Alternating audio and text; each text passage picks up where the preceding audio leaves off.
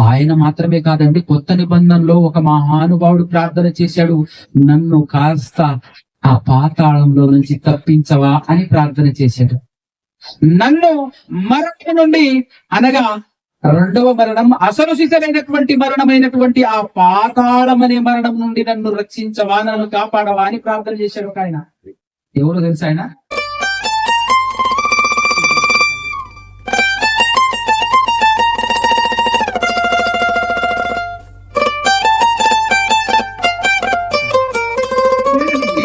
నీచమైనది, భయంకరమైనది అనే అర్థాలను సూచిస్తూ అది క్రింద ఉంది. ఇంతకు పాతాళం అనే 3 అక్షరాల పదానికి అర్థం ఏదో చెప్పాను, చెప్పండి ఒకసారి, గుర్తుందా? పాదాల క్రింద అని అర్థం ఇచ్చే పదం పాతాళం కదా. అంటే తెలుగు భాషలో ఉన్నటువంటి ఆ పదానికి ఇవ్వబడినటువంటి మీనింగ్ అది. పైన అంటే పైన, పైకి అని అంటే దానికి కూడా ఒక అర్థం ఇచ్చాను, చెప్తారా సరే? ఉన్నతమైనది, గొప్పది, విలువైనది. అంత విలువైన గొప్పదైనటువంటి పరలోకానికి మనం వెళ్ళాలి. నీచమైన, భయంకరమైన, నిత్యము నిరంతరము కాలేటటువంటి, నిత్యము నిరంతరము వేదనకరమైనటువంటి ప్లేస్ అది పాతాళం. కాబట్టి అక్కడికి మనం వెళ్ళకూడదు, అక్కడికి మనం వెళ్ళకూడదు. ఇంతకు ఎవరు వెళ్తారు అక్కడికి? ఎవరెవరు వెళ్తున్నారని చెప్పి చూసాం మనం గ్రంథంలో. ఎవరు వెళ్తారు అక్కడికి? గట్టిగా, పాపము చేస్తున్నటువంటి వారు అక్కడికి వెళ్తారు. 2, దేవుణ్ణి మరిచిన వారు అక్కడికి వెళ్తారు. అంతేనా? పాపము చేసేవారు, దేవుణ్ణి మరిచిన వారు అక్కడికి వెళ్తారు. ఖచ్చితంగా దేవుడు ఎవరో తెలుసుకో. ఇందుకు పాపం చేసే వాళ్ళు ఎవరు? పాపం చేస్తున్న వాళ్ళు ఎవరు చెప్పండి? ఎవరండి? దేవుడెవరో తెలియని వాళ్ళందరూ చేసేది పాపమే. వాళ్ళ బ్రతుకే పాపము అనేటటువంటి విషయాన్ని మనం నిన్నటి దినాన మాట్లాడుకున్నాం. ఇవన్నీ అవగాహనలో ఉండాలి, లేకపోతే ఈ రోజు పాఠం అర్థం కాదు. అందుకోసమే కొంచెం టైం తీసుకొని రివైండ్ చేస్తున్నాం. నిన్నటి దినాన మనం మాట్లాడుకున్నప్పుడు ఒక విషయం అర్థమైంది. నిజంగా పాతాళం అనేటటువంటిది చాలా భయానకమైనది, చాలా భయంకరమైనది. అక్కడికి పొరపాటున కూడా వెళ్ళొద్దు అని అర్థమైంది కదా. అది ఎంత ప్రమాదకరమైంది అని అంటే, ఈ భూప్రపంచంలో మనం పుట్టి 30-40 సంవత్సరాలలోనే ఎన్నో ప్రమాదాలను చూసాం. చాలా భయంకరమైనటువంటి, ఒక కరోనా లాంటిది, ఎయిడ్స్ లాంటిది, క్యాన్సర్ లాంటిది, భూకంపము, సునామీ, ఇలాంటి ప్రమాదాలను మనం చూసాము. ఈ ప్రమాదాలకే బాబు లాంటిది పాతాళం అనే ప్రమాదం కదా. ఈ ప్రమాదానికే చలి జ్వరం వస్తుంది పాతాళం అనే పేరు వింటే. అంత భయానకమైనటువంటి ప్రమాదం.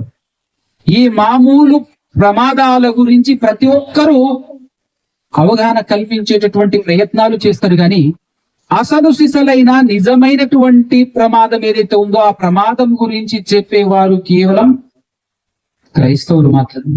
ఈ ప్రమాదంలో పడేది ఎవరు? ఎలాంటి వారు ఈ ప్రమాదంలోనికి జారిపోతున్నారు అనేటటువంటి విషయాలు మనం ఆలోచన చేయాలి. ఈ రోజు ఒక్కసారి మీ గ్రంథం ఓపెన్ చేసుకుని యెషయా గ్రంథం 5వ అధ్యాయం 14వ వచనంలో ఒక మాట చూడండి. ఎలాంటి వారు ఈ ప్రమాదానికి గురవుతున్నారు, లేదంటే ఈ పాతాళానికి ఎవరెవరు వెళ్తున్నారో ఒక్కసారి చూద్దాం మనం. అక్కడికి ఓపెన్ చేసి చదవాలి. అందుచేతనే పాతాళము గొప్ప ఆశ పెట్టుకొని పరిమితే లేదట దానికి, అపరిమితముగా తన నోరు తెరుచుకొని ఉన్నది. వారిలో గనులను, బాగా వినండి, గనులను, సామాన్యులను, ఘోష చేయువారును, హర్షించేవారును పడిపోతారట. ఎవరెవరు పడిపోతున్నారట అందులోనికి? గనులు అంటే ఎవరండి? ఈ భూలోకములో గనులుగా పిలువబడేటటువంటి వారు ఎవరు? రంగు కాగితాలు కట్టలుగా మూటగట్టి ఇంట్లోనో, బీరువాలోనో, లేకపోతే బ్యాంకులోనో దాచిపెట్టుకొని చాలా ధీమాగా బ్రతుకుతున్నటువంటి వారిని మనుషుల భాషలో మనుషులు పిలిచేటటువంటి పదం ఏంటంటే వాడు గనులు అని పిలుస్తాం. అలాంటి గనులు ఎక్కడికి వెళ్తారట? పాతాళం వారి యొక్క పర్మనెంట్ ప్లేస్ పాతాళం అది. అయితే ఒక వింత, ఒక విచిత్రం ఏంటి అని అంటే, వాళ్లకు ఉండేటటువంటి ధైర్యం ఏంటి అని అంటే, మనకున్నటువంటి ఈ బ్రతుకే అసలు సిసలైనటువంటి బ్రతుకు, మరో బ్రతుకు లేదు బ్రదర్. పాతాళము లేదు, పరలోకం లేదు, ఏమీ లేదంటుంటాడు ఆయన. అర్థమవుతుందా? వాళ్ళకున్నటువంటి కాన్ఫిడెన్స్. పాతాళం గురించి మనం ఎంతో గొప్పగా మాట్లాడతాం, చాలా గొప్పగా అద్భుతంగా మాట్లాడి, పాతాళం అనేది భయంకరమైనది, అక్కడికి పొరపాటున కూడా మనం పోకూడదు అనేటటువంటి ఆలోచన మనం కలిగించినప్పుడు పాపం చేయటం దూరం అవుతుందేమోనని పాపానికి బానిసైనటువంటి వీళ్ళందరూ ఏం చేస్తారో తెలుసా? పాతాళం లేదు, పరలోకం లేదు, ఏమీ లేదు బ్రదర్. బ్రతికున్నప్పుడే తినాలి, త్రాగాలి, ఎంజాయ్ చేయాలి, సుఖించాలి, ఆ తర్వాత అది చెప్పడు చచ్చిపోవాలి అంటాడు. అవునా కదా? పాతాళం నిజంగా ఉందా లేదా? పాతాళం ఉందా లేదా? దేవుడు పాతాళం అంటే అర్థం ఏంటో తెలుసా? అర్థం అంటే అసలు పాతాళం ఎందుకు పెట్టాడో తెలుసా? ఇందాకనే ఒక పశ్చిమ సంఘంలో మీరు చూశారు. పాతాళం ఎవరి కొరకు? అసలు ఎందుకు? ఇది తీర్పు. ఎవరి తీర్పు? Final judgement. ఈ జడ్జిమెంట్ గురించి మనకు అర్థం కావటం కోసం దేవుడు ఇచ్చినటువంటి ఒక చక్కటి ఎగ్జాంపుల్ ఏంటి అని అంటే, పంటను చూపిస్తుంటాడు. ఏం చూపిస్తుంటాడు? పంట. మీరు పంట పండిస్తున్నారు కదా అంటే, మీరు పండించకపోవచ్చు, కాకపోతే పంట గురించి అయితే అవగాహన ఉంది కదా. వరి పంట విత్తనం మొలిచినప్పుడు దాని పుట్టుక అనుకోండి, మొక్క మొలిచినప్పుడు, లేదంటే ఆ వరి మొలిచినప్పుడు దాని పుట్టుక, దాని కోత ఏంటి?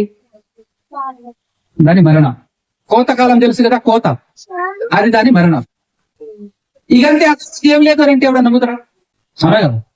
దిమాకు ఉన్నోడు, జ్ఞానం ఉన్నోడు ఎవడైనా ఇంకా ఆ తర్వాత ఏం లేదు బ్రదర్, పుట్టటం, కోత కోయటం, ఆ తర్వాత ఏం లేదా? ఏమి లేదా? ఏమి లేదా? కోత తర్వాత పండిన ధాన్యాన్ని ఏం చేస్తారో అదే పండిన పంటకు అసలు సిసలైన తీర్పు. అవునా కదా? పండిన పంటకు అసలు సిసలైనటువంటి తీర్పు ఏంటి అంటే, గట్టి గింజలు ఏవైతే ఉన్నాయో ఆ గట్టి గింజలను ఎక్కడికి చేరుస్తాం? మన ఇంట్లో చేర్చుకోండి, తీసుకొస్తాం బస్తాల కింద నింపి. పొట్టుని అంటే సరిగ్గా పండని గింజ పట్టనటువంటి పొట్టుని ఏం చేస్తాం చెప్పండి? కానీ ఒక విషయం, ఒక ఎగ్జాంపుల్ చెప్పాను నిన్న దిన.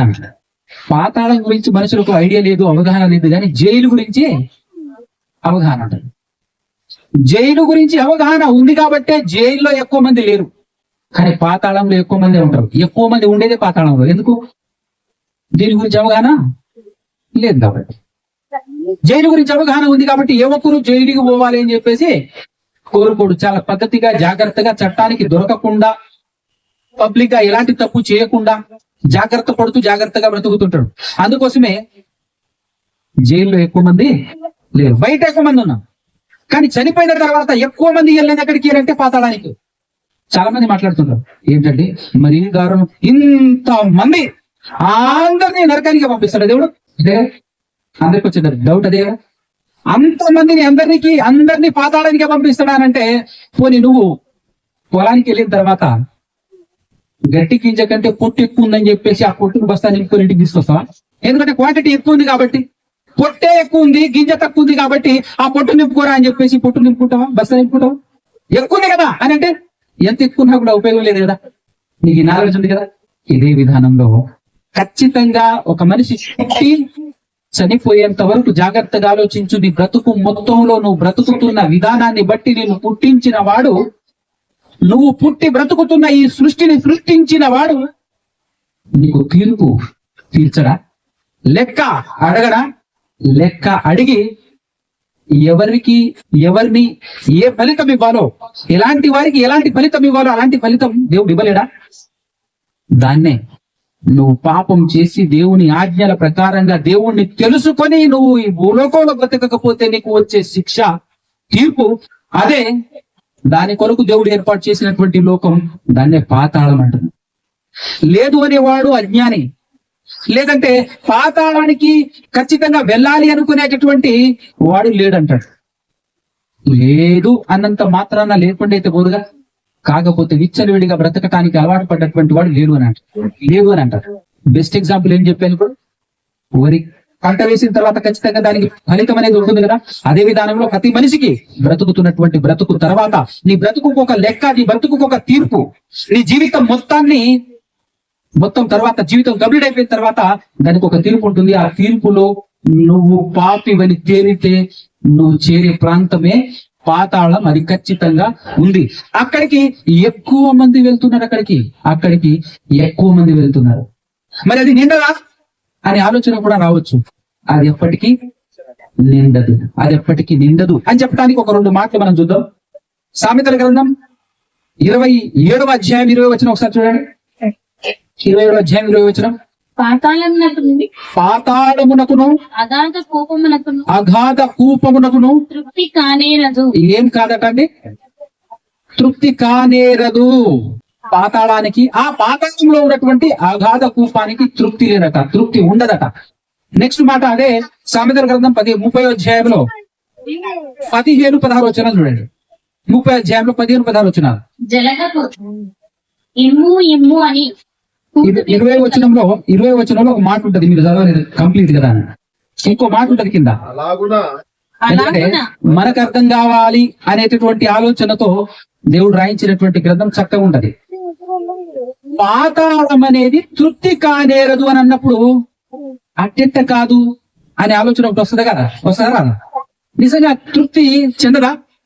తృప్తి అనేది ఉండదా అని అన్నప్పుడు దానికి ఒక ఎగ్జాంపుల్ చెప్పాలి కదా నీకు అర్థమయ్యే విధానంలో. అదే నెక్స్ట్ లైన్ అన్నమాట. అలా ఎలాగున్నా అంటే నరుల దృష్టి తృప్తి కానేరదు.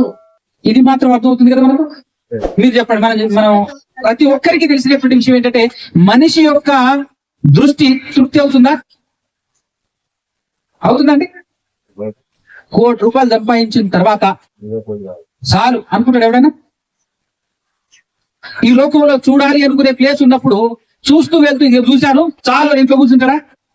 ₹1,00,00,000 సంపాదించినోడు 10 కోట్లు సంపాదించాలనుకుంటాడు. 10 కోట్లు సంపాదించేటువంటి వాడు ఇంకా ఇంకా ఇంకా ఇంకా సంపాదించుకుంటూ పోతూనే ఉంటాడు తప్ప ఇక చాలు అని అంటాడా?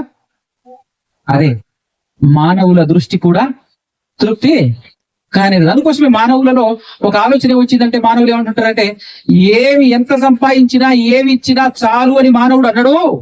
ఒక్క విషయంలో తప్ప చాలు అని అనడు. ఏ విషయం అయ్యాది అని అంటే తిండి విషయంలో తినేటప్పుడు మాత్రం కడుపు నిండా భోజనం పెడితే ఆ తర్వాత ఏమంటాడట? చాలు అంటాడట. వేరేది ఏమి ఇచ్చినా చాలు అని ఏ మానవుడు అన్నాడు కాబట్టి అన్నం పెడితేనే చాలు అని అంటాడు కాబట్టి ఇదిగో అన్ని దానాల కంటే గొప్పదానం ఏదంటే అన్నదానం అని చెప్పారు. కానీ విషయం అలా మాట్లాడుతున్నటువంటి వారికి కూడా అర్థం కాలేదు అని చెప్పాలి. ఎందుకంటే ఆ పూటకు చాలంటాడు తప్ప పర్మనెంట్ గా చాలన్నాడు. అంతేనే కదా. నాకు కడుపు నిండా చికెన్ తినాలనుంది ఆశగా ఉంది అని చెప్పేసి అన్నాడు అనుకో, ఆశపడుతున్నాడు బిడ్డడు అని చెప్పేసి వెళ్ళేసి 2 కేజీలు చికెన్ తీసుకొచ్చేసి కడుపు నిండా వడ్డించడం అనుకో, తిన్న తర్వాత చాలు అని అంటాడు. సాయంత్రానికి మళ్ళీ ఏమంటాడు? మళ్ళా కావాలంటాడు. అంతే తప్ప చాలు అన్నాడు కదా ఇక జీవితంలో తినడనుకుంటా అని చెప్పేసి అనుకుంటే మనం భ్రమపడ్డంటే. అవునా కదా? ఇక జీవితంలో తినడా? ఇక రాదు, ఎప్పుడు తినను అట్లా. మళ్ళా సాయంత్రం 3-4 గంటల తర్వాత మళ్ళా కావాలంటుంటాడు. సో అక్కడ కూడా ఏం లేదు, ఎక్కడా లేదు అనే విషయం మనకు క్లారిటీ అర్థమైతే దేవుడు చూసారా ఎంత చక్కగా ఇస్తాడు ఎగ్జాంపుల్స్. ఒక్క పాతాళానికి కూడా ఏం లేదు ఇప్పుడు తృప్తి మీద. ఇప్పుడు 30 సామెతల గ్రంథం 30:15-16 చూడండి. జలగకు ఇమ్ము అను కూతురు ఇద్దరు ఉన్నారట. ఇవ్వు అనటమే తప్ప చాలు అని ఏనాడు ఆ మాట రాదట. ఇవ్వండి అంటారట. నెక్స్ట్ మాట తృప్తి పడనివి 3 గలవు, చాలు అని పలుకనివి 4 గలవు. అవేంటంటో చూడండి. అందులో ఫస్ట్ నెంబర్ 1 స్థానంలో ఏమిటో చూడండి.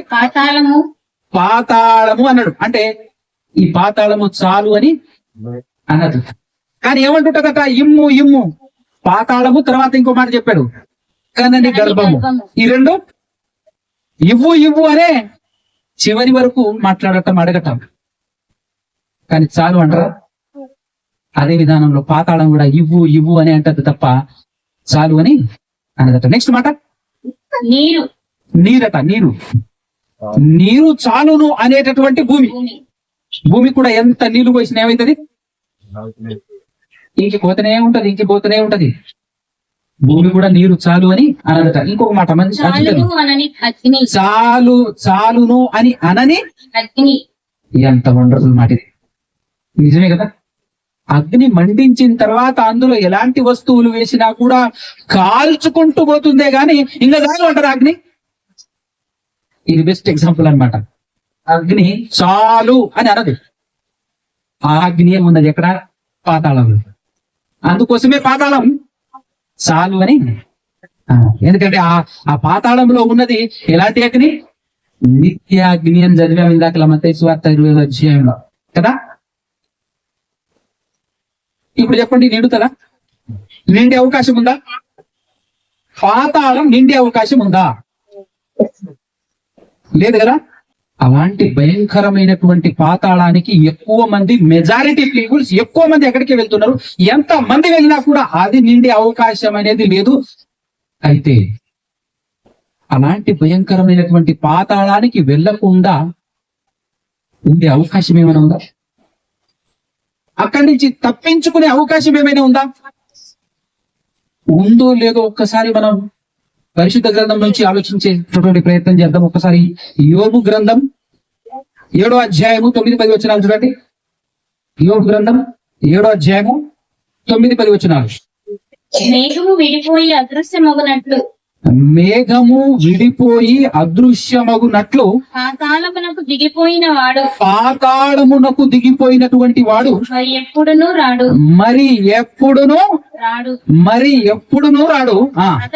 అతడు ఇక ఎన్నడును తన ఇంటికి రాడు.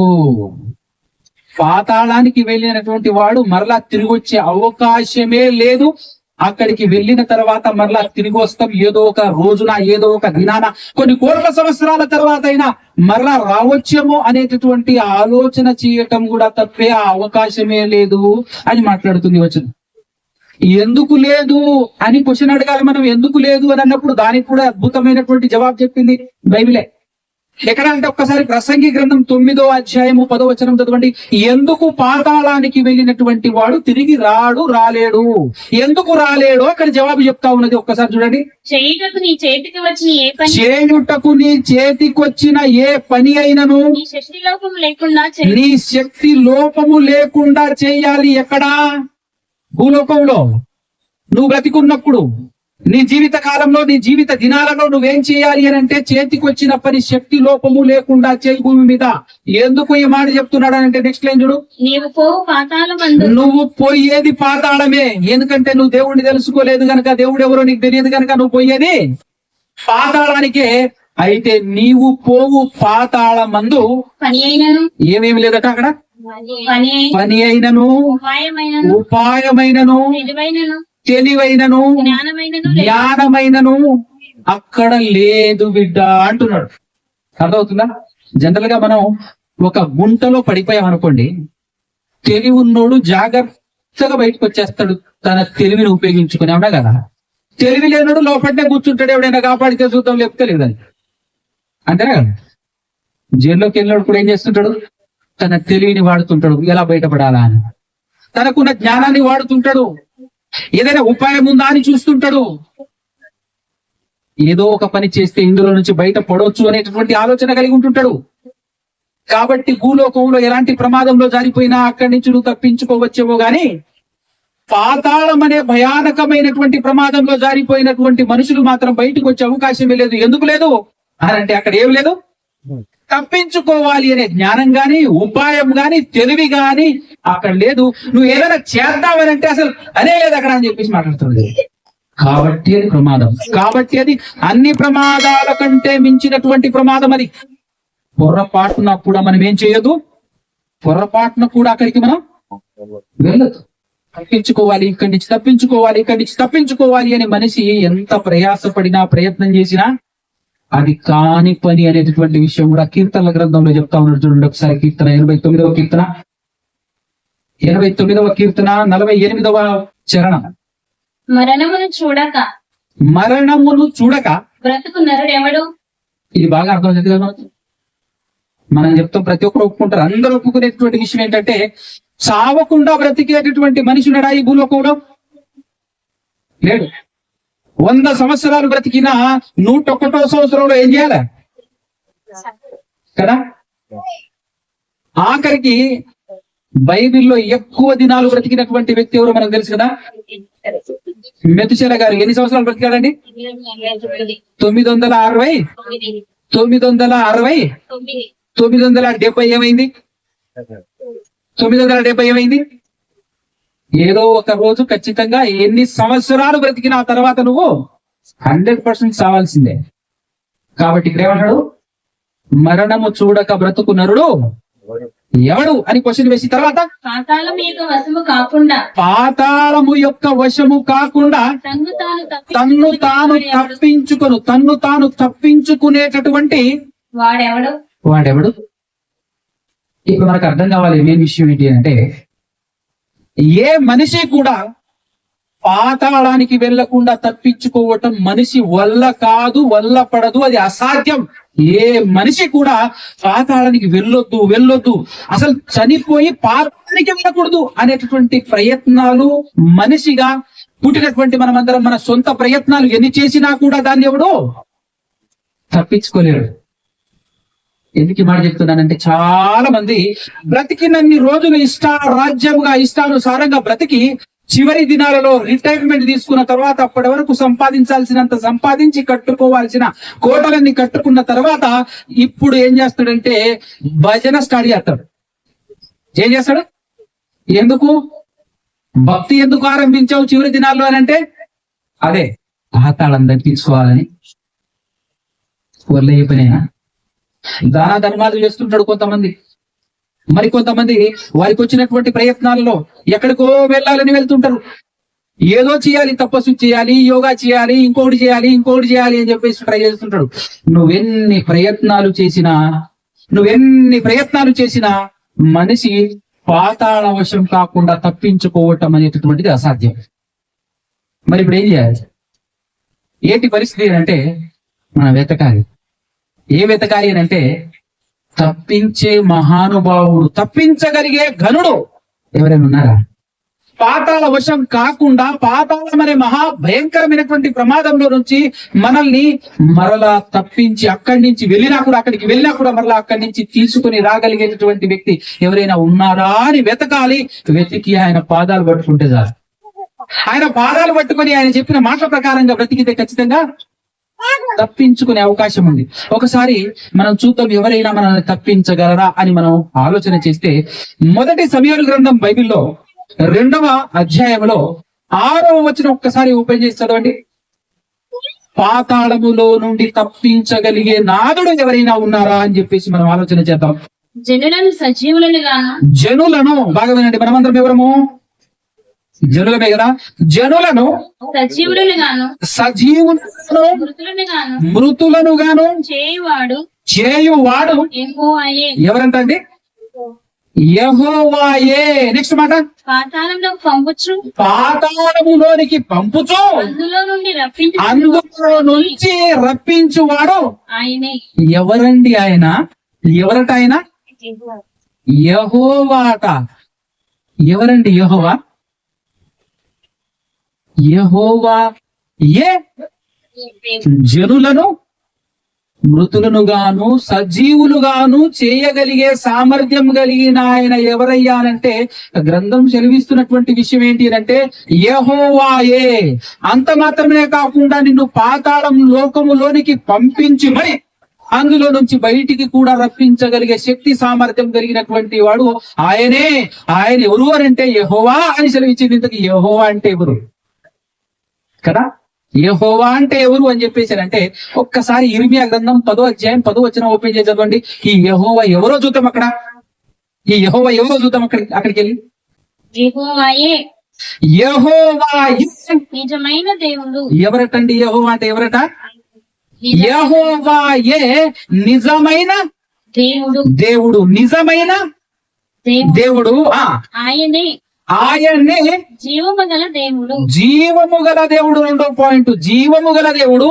సదాకాలము ఆయనే రాజు. సదాకాలము ఆయనే రాజు. ఆయన చూడాలి మనం జాగ్రత్తగా. మొదటి మాట ఏం చెప్పాడు?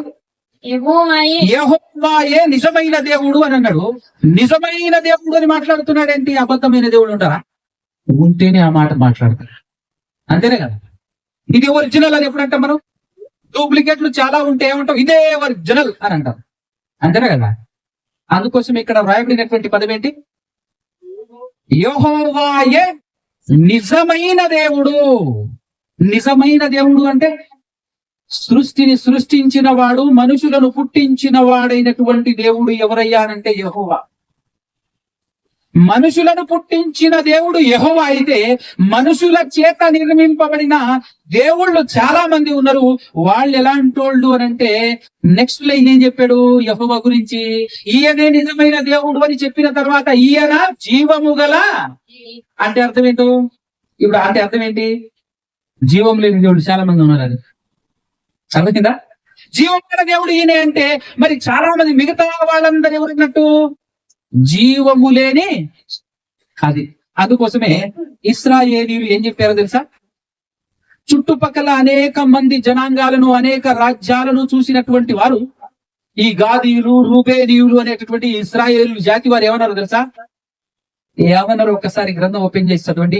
యెహోషువ గ్రంథం 22వ అధ్యాయం 22వ వచనంలో వాళ్ళు మాట్లాడుతున్నారు. ఏం చెప్తున్నారో చూడండి. దేవుళ్ళలో ఏమన్నారు? దేవుళ్ళలో బాగా వినండి మాట. దేవుళ్ళలో యెహోవా దేవుడు. యెహోవా దేవుడు. దేవుళ్ళలో యెహోవాయే యెహోవాయే దేవుడు. ఎందుకు ఈ మాట మాట్లాడారు? చాలా మంది ఈ మాట చదివిన తర్వాత ఎలా కన్ఫ్యూజ్ అవుతారంటే, బైబిల్ కూడా చెప్పింది చాలా మంది దేవుళ్ళు ఉన్నారని. బైబిల్ కూడా చెప్పింది ఏమని?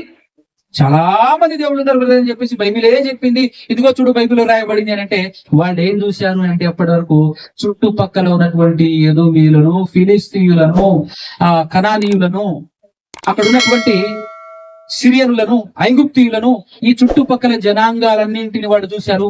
వాళ్ళందరూ ఎవరో కాదు, వాళ్ళందరూ కూడా సృష్టికర్త అయిన దేవుడు నిర్మించిన, పుట్టించిన ఆదాము నుంచి పుట్టుకొచ్చినటువంటి వాళ్ళే. నిజమైన దేవుడు పుట్టిస్తే పుట్టినటువంటి వాళ్ళే.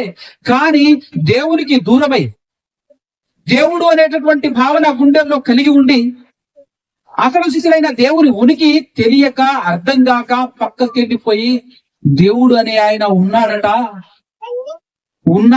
అనే భయంతో వాళ్ళంతట వాళ్ళు నిర్మించుకొని, కొన్ని బొమ్మలను తయారు చేసుకొని, కొన్ని విగ్రహాలను తయారు చేసుకొని, వాటికి వాళ్ళు నచ్చిన పేరు తగిలించుకొని, ఇదిగో ఈయన మా దేవుడు.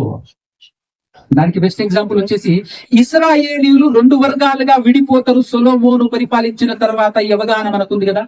అలా విడిపోయిన తర్వాత యూదులు యెహోవా దేవుణ్ణే దేవునిగా చేసుకుంటే, ఇశ్రాయేలీయులు అనేటటువంటి వాళ్ళు కొత్త దేవుణ్ణి పుట్టించుకుంటారు. తెలుసు కదా.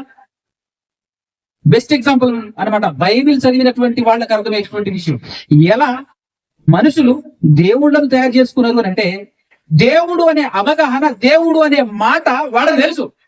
దేవుడు అనే ఒక ఆయన ఉన్నాడట. మన జీవిత కాలంలో ఆయన్ని ఏదో ఒక రూపమున, ఏదో ఒక విధానంలో మనం ఆయన్ని పూజించాలట, ఆరాధించాలట. సృష్టిని సృష్టించింది ఆయనేనట అని చెప్పేసి ఆ ఉనికి, ఆ మాట ఎందుకు వెలుగులోకి వచ్చింది అంటే, మొదటి మానవుడు మనుషులందరికీ తండ్రిగా ఉన్నటువంటి ఆదాము గారు కానివ్వండి, ఆయన తర్వాత పుట్టినటువంటి వాళ్ళు దేవుడు అనే పదాన్ని విన్నారు కాబట్టి, ఆ దేవుడు అనేటటువంటి పదాన్ని విని పక్కకి వెళ్ళిపోయారు, దూరం వెళ్ళిపోయారు. అలా దూరం అయితే వెళ్ళిపోయారు కానీ హృదయంలో మాత్రం ఆ మాట వినబడుతుంది. అందుకోసమే మాకు దేవుడు కావాలి, దేవుడు లేకుండా మేము బ్రతకకూడదు అనేటటువంటి ఆలోచన కలిగి వాళ్ళంతా వాళ్ళు ఏం చేసుకున్నారు దేవుడు అయితే మనిషిని తయారు చేసి మనిషి లోపటికి ఏం పంపించాడు? జీవాన్ని ఊదాడు. కానీ మనుషులు జీవాన్ని ఊదగలరా? బొమ్మను తయారు చేసి ఊదలేదు కదా. అందుకోసమే రాయబడింది ఆయనే నిజమైన దేవుడు అని మొదటి మాట, తర్వాత ఆయనే జీవము గల దేవుడు అని రెండో మాట. అది తెలిసినటువంటి ఈ ప్రజలు ఏం మాట్లాడుతున్నారు? దేవుళ్ళలో అంటే, మీరు దేవుడు దేవుడు దేవుడు అని చాలా మందిని పెట్టుకున్నారు కదా. ఆ అబద్ధమైన దేవుళ్ళలో యెహోవాయే నిజమైన దేవుడు అని మాట్లాడుతున్నారు వారు. 100వ కీర్తనలో 3వ వచనం చదవండి ఒకసారి. 100వ కీర్తనలో అక్కడ నుంచి మాట్లాడారు. యెహోవాయే దేవుడని తెలుసుకుంది. ఏమని తెలుసుకోవాలి? యెహోవాయే దేవుడు అని తెలుసుకోవాలట. ఇందుకు ఎవరు తెలుసుకోవాలో ఒకసారి 1వ వచనం చూడండి. ఎవరు తెలుసుకోవాలో చూడండి. సమస్త దేశములారా, భూమి మీద ఉన్నటువంటి ఎన్ని దేశాలైతే ఉన్నాయో సమస్త దేశములారా ఏం చేయాలి మీరందరూ? యెహోవా ఎవరు? యెహోవాయే దేవుడు అని మీరేం చేయాలి? తెలుసుకొనుడి. నెక్స్ట్ లైన్ సంతోషముతో 3వ వచనం. ఆయనే మనల్ని పుట్టించను, అది వండర్ఫుల్ మాట. ఆయనే మనలను పుట్టించను. నెక్స్ట్ మాట, మనము ఆయన వారము. మనమందరం ఎవరము? ఆయన వారము. కులము ఏ కులమైనా, ఏ మతమైనా, ఏ దేశమైనా, ఏ ప్రాంతమైనా, ఎవరైనా, నల్లోడైనా, తెల్లోడైనా, పొట్టుడైనా, పొడుగుడైనా, ఎవడైనా సరే అందరూ తెలుసుకోవాల్సినటువంటి వాస్తవం, మనమందరము ఎవరి వారము? యెహోవా వారము. నెక్స్ట్ లైన్, మనము ఆయన ప్రజలము. మనము ఆయన ప్రజలము. మనము ఆయన ప్రజలము. మనమందరం ఎవరి ప్రజలము? ఎంత మంచి మాట. ఇంకొక మాట, అదే కీర్తన 118వ కీర్తనలో 118వ కీర్తన 26-27 వచనాలు చూడండి. యెహోవా పేరట వచ్చువాడు, యెహోవా పేరట వచ్చువాడు ఆశీర్వాదముందునుగాక. ఆశీర్వాదముందునుగాక. యెహోవా పేరట వచ్చువాడు ఆశీర్వాదముందునుగాక. ఎవరి గురించి రాయబడింది ఈ వచనము? తెలుసా ఎవరికైనా? ఏమండి, వింటున్నారా? ఎవరి గురించి రాయబడింది చెప్పండి. కొత్త నిబంధనలో యెహోవా పేరట, అంటే ప్రభు పేరట అని డిక్లేర్ లో ఉంటుంది. ప్రభు పేరట వచ్చు రాజు స్తుతింపబడును గాక అని అక్కడ ఉండదు. ఇక్కడే ఉంది, యెహోవా పేరట వచ్చువాడు ఆశీర్వాదం పొందునుగాక. నెక్స్ట్ లైన్, యెహోవా మందిరంలో నుండి యెహోవా మందిరములో నుండి మిమ్మును దీవించుచున్నాము. యెహోవాయే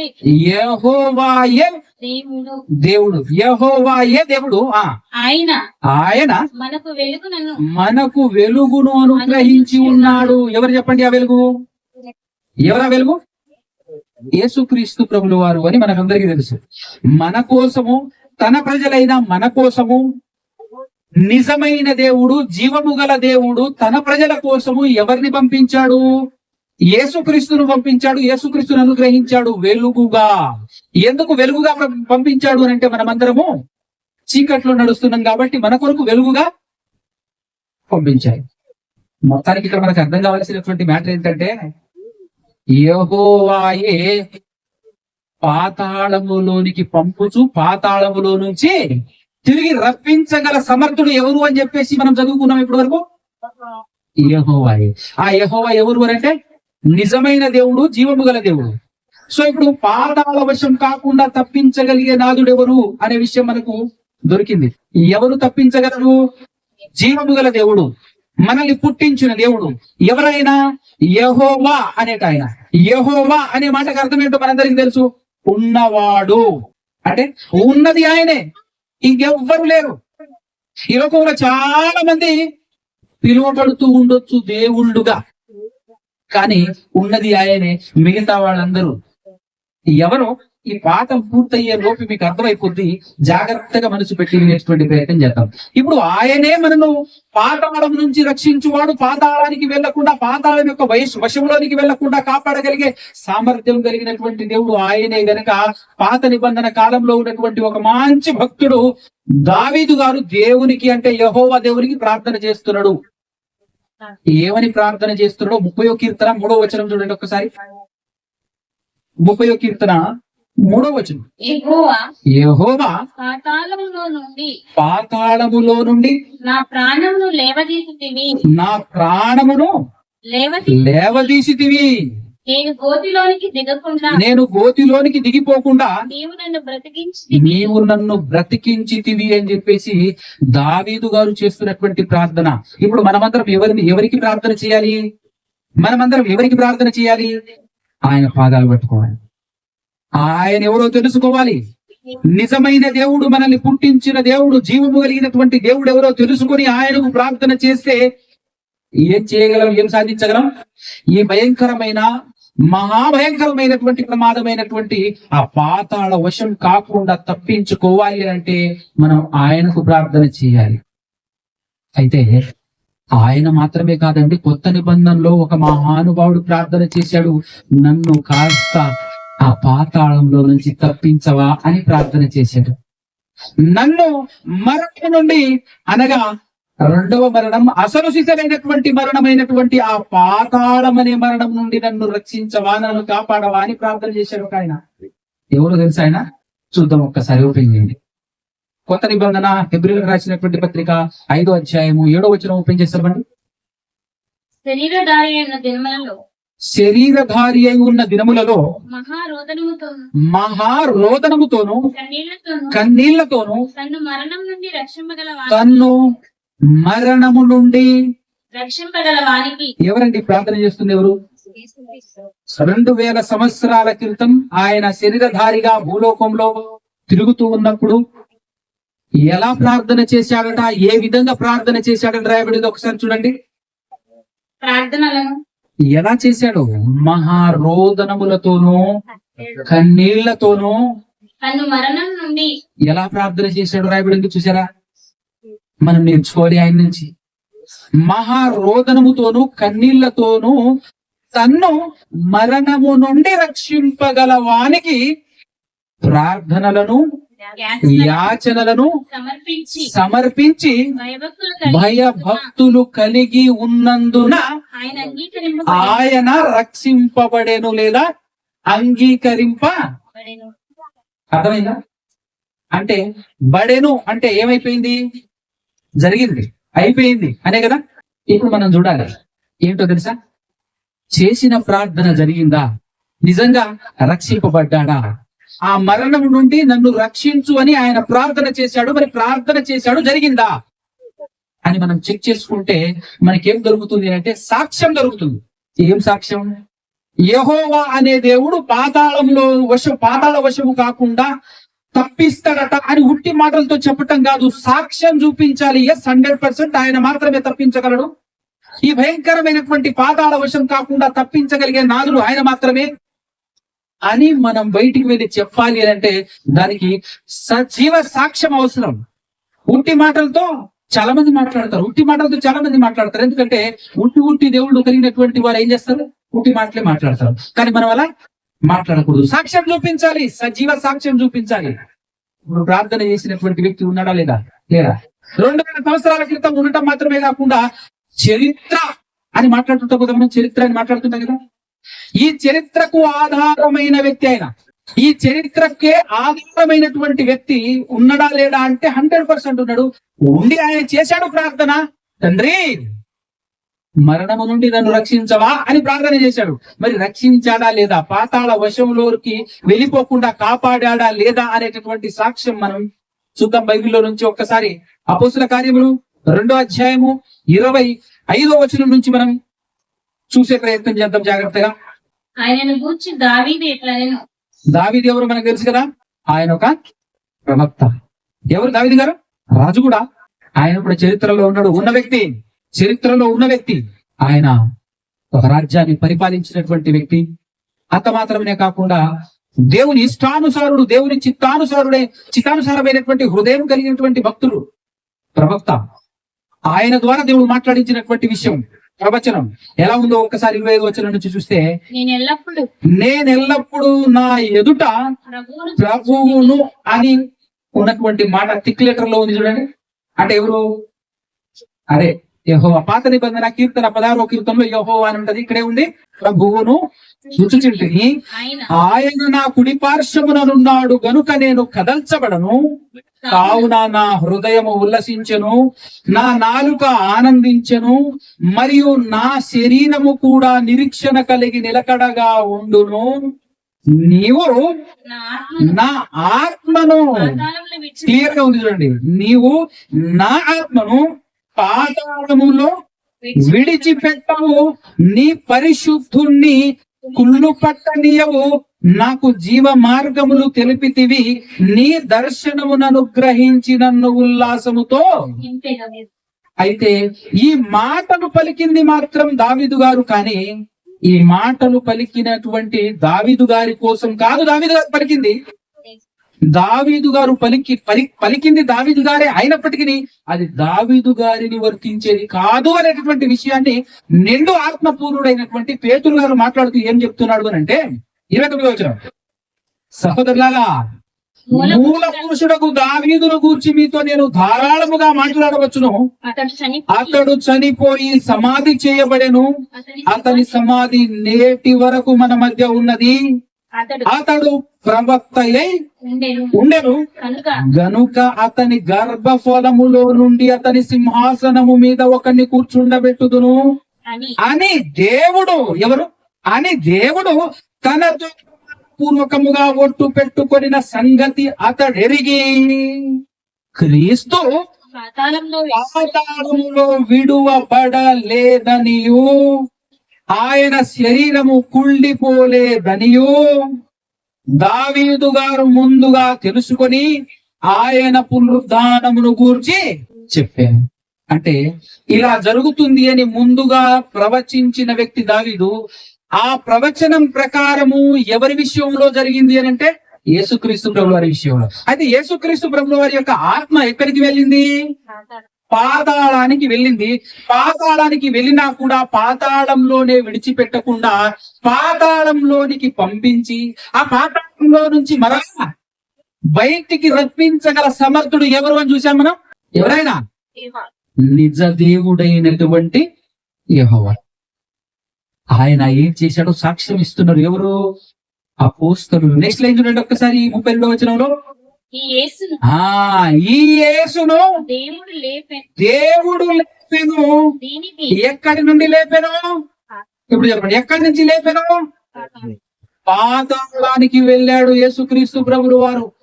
అందుకోసమే 3 దినాలు ఆయన చనిపోయిన తర్వాత 3వ దినాన తిరిగి లేచినప్పుడు ఆ సమాధి దగ్గరికి మొట్టమొదట వెళ్ళింది ఎవరు చెప్పండి?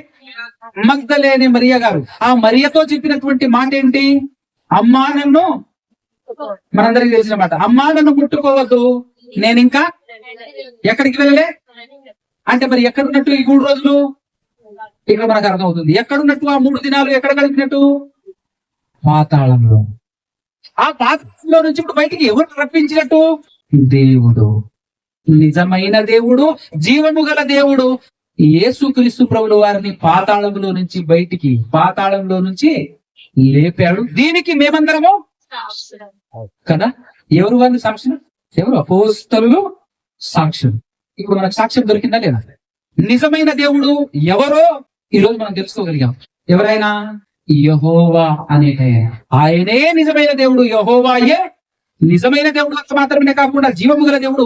ఆయన ఏం చేయగలడు అని అంటే, ఇదిగో భయంకరమైనటువంటి ప్రమాదం ఏదైతే ఉందో, పాతాళం అనే ప్రమాదం, ఆ ప్రమాదంలో జారిపోకుండా అందులో నుంచి తప్పించగలిగే సామర్థ్యం కలిగినటువంటి ఆయన అని ఎలా నమ్మాలి అని అంటే, ఒక్కసారి చూడు, ప్రపంచ చరిత్రను తిరగరాసి చరిత్రకు ఆధారమై నిలిచినటువంటి యేసుక్రీస్తు ప్రభుల వారు చనిపోయి 3వ దినాన 3 రోజులు పాతాళంలో ఉండి 3వ దిన పాతాళంలో నుంచి బయటకు వచ్చాడు. ఆయన్ని బయటికి రప్పించింది ఎవరు అని అంటే ఆయన శిష్యులు తెలియచేసిన సాక్ష్యము దేవుడే. యేసును దేవుడు లేపెను, దీనికి మేమందరము సాక్షులము. అంటే ఇప్పుడు ఖచ్చితంగా మనం నమ్మాలి ఎవరిని? దేవుడు ఉన్నాడు. ఆ దేవుడు మనల్ని పాతాళ వశం కాకుండా కాపాడగలడు. ఆ దేవుడు ఎవరు అంటే మనల్ని పుట్టించిన వాడు. ఆ దేవుడు ఎవరు అని అంటే మనకు పుట్టుకనిచ్చిన వాడు. అంత మాత్రమే కాకుండా మనకు చావును అనుగ్రహించేది కూడా. ఇప్పుడు క్లారిటీ ఇస్తాను చూడండి. ఇప్పటి వరకు సమాజంలో ఎంతమంది అయితే మనుషులుగా మనం బ్రతుకుతున్నామో, మీరు చాలా మంది దేవుడు ఉన్నాడు అని నమ్మి దేవుడు దేవుడు దేవుడు అని పూజిస్తూ ఉంటే, ఆరాధిస్తూ ఉంటే, మీరు ఆరాధించేటటువంటి దేవుడు చరిత్రలో ఎప్పుడైనా ఎక్కడైనా పుట్టాడా అని ఆలోచన చేయండి. ఎందుకు అంటే దేవుడు అనే ఆయన పుట్టడు, దేవుడు అనే ఆయన చావడు.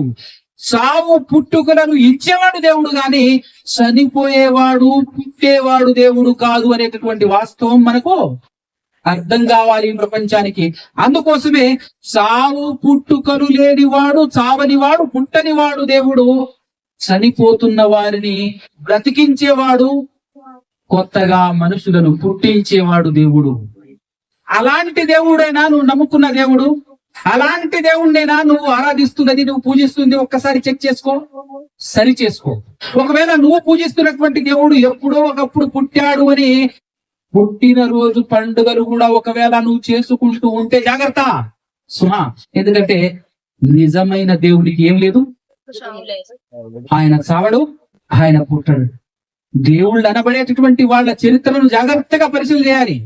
ఎప్పుడో ఒకప్పుడు పుట్టిన తర్వాత మనుషులు బ్రతికినట్టు బ్రతుకుతున్నట్టు బ్రతికి వివాహం కూడా మనం చేసుకున్నట్టు వివాహం చేసుకొని ఒక కుటుంబాన్ని రన్ చేసి పిల్లలను కని మరలా చనిపోయి ఈ చరిత్ర అంతా చదువుతూ ఇలాంటి చరిత్ర సావు పుట్టుకల చరిత్ర భార్య పిల్లల చరిత్ర కలిగినటువంటి వాళ్ళను దేవుడు అని అనరాదు. అలాంటి వాడు దేవుళ్ళు కాదు. దేవుడు అని అంటే సావడు, పుట్టడు, పుట్టినవాడు కాడు దేవుడు, చనిపోయిన వాడు కాడు దేవుడు.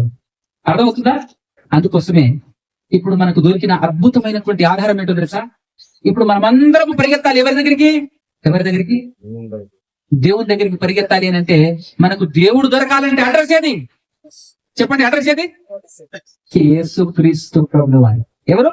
మనకు ఇప్పుడు ప్రపంచంలో బ్రతుకుతున్న మనుషులందరికీ దిక్కెవరు అంటే యేసుక్రీస్తు. ఖచ్చితంగా మనం ఇప్పుడు ప్రతి అక్షరం లేదంటే ఆయన జీవితంలో జరిగిన ప్రతి విషయం క్షుణ్ణంగా చదవాలి, తెలుసుకోవాలి. యేసుక్రీస్తు ప్రభు వారి గురించి ఇప్పుడు ఇంతకు ముందు ఇప్పటి వరకు దేవుని గురించి తెలుసుకున్నాం, దేవుడు ఎవరో దొరికబట్టుకున్నాం.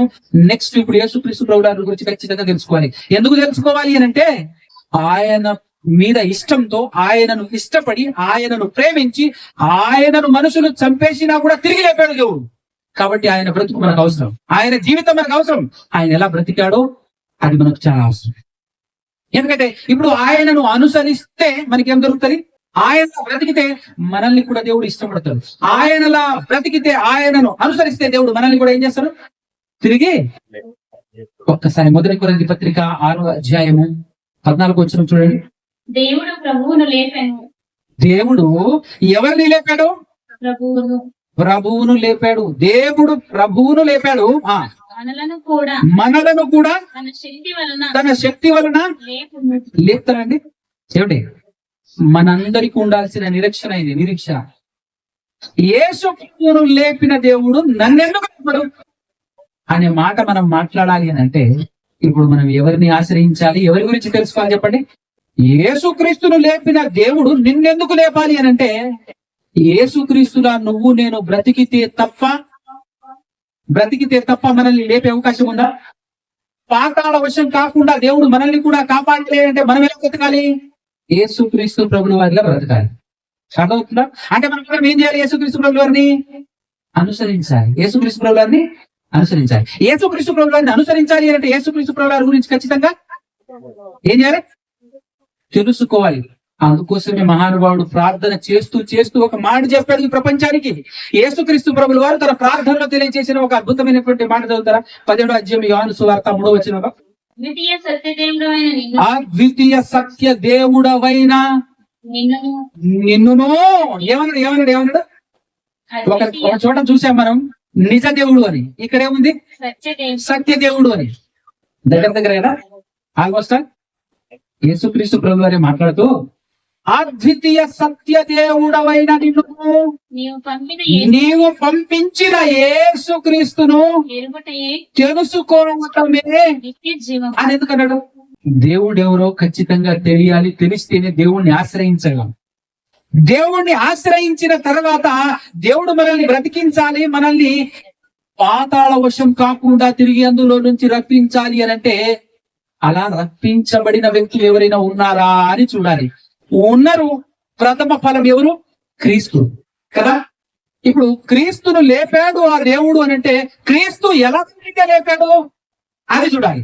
అందుకోసమే ఆయన జీవితం చదవాలి, ఆయన గురించి చదవాలి, ఆయన గురించి తెలుసుకోవాలి. సో ఇక్కడ ఆయన ప్రార్థనలో ఆయన జీవితం అంతా కంప్లీట్ చేసుకున్న తర్వాత ఫైనల్లో చేసినటువంటి ప్రార్థన అండి ఇది.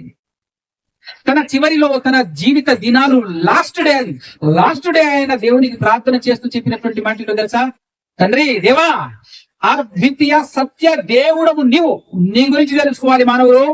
నెక్స్ట్ నా గురించి కూడా నీవు పంపించిన నా గురించి కూడా ఈ మనుషులు తెలుసుకోవాలి. తెలుసుకుంటే తప్ప చేరలేరు, పొందలేరు నిత్య జీవం. తెలుసుకోకపోతే ఎక్కడికి? పాతాళం. ఎక్కడికి పోతారు? పాతాళం ఎంత భయంకరమైందో నిన్న మాట్లాడుకున్నాం. ఆ పాతాళం నుంచి తప్పించుకునే విధానం ఎంత నీట్ గా క్లియర్ గా రాశాడు చూసారా? అందుకోసమే ప్రపంచంలో ఉన్న మనుషులందరూ ఏం చేయాలి?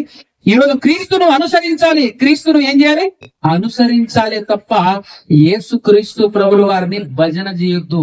ఏం చేయొద్దు అంటే ఆయన్ని పూజ చేయొద్దు, ఆయన్ని ఆరాధించే వారెవరు పోరు ఎక్కడికి? పరలోకానికి. ఇది నేను చెప్పలే, ఆయన స్వయంగా చెప్పాడు. చూద్దాం ఒకసారి మాట చదవండి ఒక్కసారి. 7వ అధ్యాయం మత్తయి సువార్త 21. ప్రభువా ప్రభువా ప్రభువా అంటే ఏంటిది? భజన బృందం. ఏంటిది? ఆయనే చెప్తున్నాడు, బ్రదర్ నువ్వు నాకు భజన చేస్తే నువ్వు పొందలేవు, చేరలేవు. అదే చెప్తున్నాడు. చూడు, కంటిన్యూ చదవండి.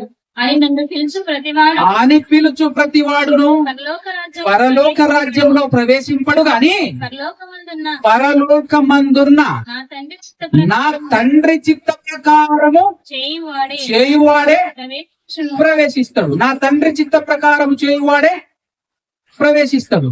ఆ తండ్రి చిత్తం ఎలా చేయాలయ్యా అని అడిగామనుకో, నన్ను చూడు, నన్ను చదువు, నా గురించి చదువుకో. ఎందుకు అనంటే ఆయన చిత్తాన్ని నెరవేర్చింది నేను. ఈ భూమి మీద నుంచి ప్రథమ ఫలముగా ఆయనకు దొరికింది నేను. అవునా? మనమందరము ఆయన వ్యవసాయం అయితే ఈ వ్యవసాయం వ్యర్థమైంది ఎన్నో సంవత్సరాలు. ఇందులో నుంచి దేవునికి దొరికిన ప్రథమ ఫలం ఎవరు? యేసుక్రీస్తు ప్రభువు వారు. అందుకోసం యేసుక్రీస్తు ప్రభువు వారు అంటాడు, నా తండ్రి వ్యవసాయకుడు, నేను ద్రాక్షావల్లిని. అదే సువార్త 15:1 ఉంటది, 15వ అధ్యాయం ఉండవచ్చు కదా. సో ఇప్పుడు మనకు అర్థం కావాల్సినటువంటి పాయింట్ ఏంటి? దేవుడు ఎవరో తెలుసుకోవాలి. ఆ దేవుడు మన కొరకు పంపించిన వెలుగు ఆ యేసుక్రీస్తు ప్రభుల వారి గురించి తెలుసుకోవాలి. దేవుని గురించి ఎందుకు తెలుసుకోవాలి? యేసుక్రీస్తు గురించి ఎందుకు తెలుసుకోవాలి? దేవుని గురించి ఎందుకు తెలుసుకోవాలి అని అంటే, ఈ సృష్టిని సృష్టించింది ఆయనే కాబట్టి ఈ సృష్టిలో బ్రతకాలి అని అంటే ఆయన ఎవరో తెలుసుకొని బ్రతకాలి. లేకపోతే మన బ్రతికే ఏమైతుంది అని చెప్పాను? పాపం. నీ పర్మిషన్ లేకుండా నీ ఇంట్లో ఉన్న వస్తువు నేను వాడుకుంటే తప్పు అని మనం అంటారు కదా మీరు. మరి ఇది దేవుని సృష్టి, సమస్తం దేవునిది. దేవుని పర్మిషనే లేకుండా నువ్వు దీన్ని వాడుకుంటే కాదా పాపం? అది కాదా అన్యాయం? కాబట్టి ఖచ్చితంగా నువ్వేం చేయాలి? మనిషిగా పుట్టిన ప్రతి వ్యక్తి తెలుసుకోవాలి దేవుడు ఎవరో. దేవుడు ఎవరో తెలుసుకోవాలి. తెలుసుకున్న తర్వాత ఉన్న ప్రమాదాన్ని పసిగట్టి ఆ ప్రమాదం నుంచి తప్పించుకోవాలి అని అంటే ఖచ్చితంగా తెలుసుకోవాలి యేసుక్రీస్తు ప్రభువు వారిని. కాబట్టి దేవుణ్ణి తెలుసుకోవాలి. ఆ దేవుడు మన కొరకు పంపించిన తన ప్రియ కుమారుడు అయినటువంటి యేసుక్రీస్తు ప్రభువు వారిని తెలుసుకోవాలి. ఎందుకు తెలుసుకోవాలి అని అంటే, ప్రమాదములో కల్లా అత్యంత భయంకరమైన ప్రమాదం పాతాళం అని మనం పెట్టుకున్నటువంటి టైటిల్. ఆ పాతాళానికి నువ్వు చేరకుండా ఉండాలి అని అంటే ఖచ్చితంగా తెలుసుకోవాలి దేవుడు ఎవరో తెలుసుకోవాలి. ఆ దేవుడు పంపించిన దేవుడి కుమారుడైనటువంటి క్రీస్తు గురించి కూడా మనం తెలుసుకోవాలి. తెలుసుకున్న తర్వాత ఏం చేయాలి? క్రీస్తును అనుసరించాలి, దేవుణ్ణి ఆరాధించాలి. అందుకోసమే బైబిల్లో ఉన్నటువంటి రూల్ ఏంటో తెలుసా? మన పాపానికి నిర్వచనం ఏం చెప్తామండి? చెప్పండి ఒకసారి. పాపానికి నిర్వచనం ఏమేం చెప్తాం మనం? తెలియదా? ఆజ్ఞ అతిక్రమమే పాపం. ఆరాధనకు సంబంధించిన ఆజ్ఞ ఏంటో చెప్పండి. ఆరాధనకు సంబంధించిన ఆజ్ఞ మీరు చెప్పేది పాత నిబంధన. కొత్త నిబంధన గురించి నేను అడుగుతున్నాను. ఎలా ఆరాధించాలి? ఎలా ఆరాధించాలి దేవుణ్ణి? ఆత్మతోను. మర్చిపోయారా? వచ్చిన 105 దేవుని ఎలా ఆరాధించాలండి? ఆత్మతోను సత్యముతోను. ఎందుకు? ఆత్మ అంటే ఎవరు? సత్యం అంటే ఏంటో తెలుసా మీకు? సత్యం అంటే ఎవరు? యేసుక్రీస్తు ప్రభువు వారు అంటారు, నేనే. సత్యం అంటే ఎవరు అని అన్నాం అనుకో, ఏమంటాడు ఆయన? నేనే. మరి ఆత్మ? పరిశుద్ధ ఆత్మ. అంటే క్రీస్తును అనుసరిస్తూ ఆత్మ కలిగి దేవుణ్ణి ఆరాధించాలి. అందుకోసమే పత్రికలలో ఏమని రాయబడుతుంటుంది అంటే, నువ్వు మాట చేత గాని క్రియ చేత గాని ఏమి చేసినా కూడా క్రీస్తు ద్వారా దేవునికి కృతజ్ఞతాస్తుతులు చెల్లించాలి. ఇది రూల్, ఇది ఆజ్ఞ. ఇది ఎందుకు చెప్పాను అంటే, కొంతమంది తీర దగ్గరకు వచ్చి డైవర్షన్ తీసుకుంటున్నారు. తీర దగ్గరకు వచ్చి బయట ఉన్నటువంటి వాళ్ళైతే దేవుడు ఎవరో తెలియదు, క్రీస్తు ఎవరో తెలియదు. ఇక్కడికి వచ్చి క్రైస్తవ్యంలోకి వచ్చేసి కూడా ఏం చేస్తున్నారు? ఆజ్ఞను అతిక్రమిస్తున్నారు. ఏం చేసి? నేను చాలా చోట్ల తిరుగుతున్నాను.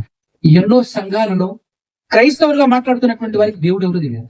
ఎందుకంటే దేవుడు ఎవరు అని అడిగితే వాళ్ళు చెప్పే సమాధానం కలిసి యేసుక్రీస్తు అంటారు. నిజమైన దేవుడు యేసుక్రీస్తు అని మాట్లాడుతుంటే ఏమైనట్టు? వీళ్ళకి అర్థం అయినట్ట కానట? నిజమైన దేవుడు ఎవరు అర్థమైందా వీళ్ళకి? యేసుక్రీస్తును ఆరాధిస్తున్నటువంటి వాళ్ళు నువ్వు ఏ రూల్ ప్రకారంగా ఆరాధిస్తున్నావో చెప్పవా, ఒక్కసారి వచనం చూపించవా అని అంటే చూపించగలరా? ఆ ఆజ్ఞ ఉందా? ఆ రూల్ ఉందా బైబిల్? క్రీస్తు ద్వారా దేవుణ్ణి ఆరాధిస్తే ఆరాధనలో క్రీస్తు కూడా ఇన్వాల్వ్ అవుతున్నట్టా లేదా? కానీ సపరేట్ క్రీస్తుని ఆరాధించావనుకో దేవుడిని పక్కన పెట్టేట కదా, అంటే కంప్లీట్ గా దేవుణ్ణి మర్చిపోయావు. దేవుణ్ణి మరిస్తే ఏం జరుగుతుందని వచనం చూసాం మనం. 9వ కీర్తన చివరి వచనం చదువుకొని ముగించుకున్నాం. 9వ కీర్తన 17వ వచనం అనుకుంటాను చూడండి. దుష్టులను దుష్టులను దేవుని మరచి దేవుణ్ణి మరుచు జనులందరూ పాతాళంలోకి దిగిపో ఎక్కడికి వెళ్తారట? పాతాళంలో అంటే ఇప్పుడు వీళ్ళందరూ ఎక్కడికి వెళ్తారు? ఇక్కడ దానికి వచ్చి కూడా దేవుణ్ణి మరిచారు అని అంటే ఎక్కడికి వెళ్తారు వీళ్ళందరూ కదా? కాబట్టి జాగ్రత్త పడండి. తెలుసుకున్న మీరు తెలియని వారికి తెలియచేసేటటువంటి ప్రయత్నం చేయండి. భయంకరమైనటువంటి ప్రమాదం ఉంది, పాతాళం ఉందని చెబుతూనే నువ్వు పాతాళానికి పోతే ఎట్టుంటది? అవును కదా? పాతాళం గురించి చెబుతున్నటువంటి వ్యక్తే పాతాళానికి పోతే ఎట్లుంటది అంటే, కరోనా వచ్చిన వారికి వైద్యం చేసిన డాక్టర్ కరోనా వచ్చి చచ్చిపోయినట్టు. అవును కదా? ఎయిడ్స్ వ్యాధి ఉంది జాగ్రత్త అని ఎయిడ్స్ వ్యాధి గురించి ప్రచారం చేసుకుంటూ ఆయనకే ఎయిడ్స్ వచ్చిందని పెట్టుట అలాంటి బతుకు అన్నమాట. కాబట్టి దయచేసి ఆలోచన చేయండి. పాతాళం తప్పించుకోవాలి అని అంటే దేవుడు ఎవరో తెలుసుకోవాలి. ఆ దేవుడు ఈ లోకానికి పంపించిన తన ప్రియకుమారుడైన యేసుక్రీస్తు ప్రభువు ఎవరో తెలుసుకోవాలి. ఈ పాతాళం అనేటటువంటి పాఠాన్ని హృదయంలో పదిలపరుచుకొని వాటి ప్రకారంగా బ్రతికి మీరు తెలుసుకున్నటువంటి ఇన్ఫర్మేషన్ ఈ 2 రోజుల సమయంలో మీరు ఏదైతే తెలుసుకున్నారో, ఏదైతే నోట్ చేసుకున్నారో వాటిని 1కి 2 సార్లు 3 సార్లు మళ్ళా నెమరు వేసుకొని మరికొంతమందికి తెలియజేసేటటువంటి ప్రయత్నం చేయాలి. దేవుని చిత్తమైతే మరలా కలుద్దాం. అప్పటి వరకు సెలవు. కళ్ళు మూసుకొని తల వచ్చినట్టు చిన్న ప్రార్థన చేస్తున్నాం.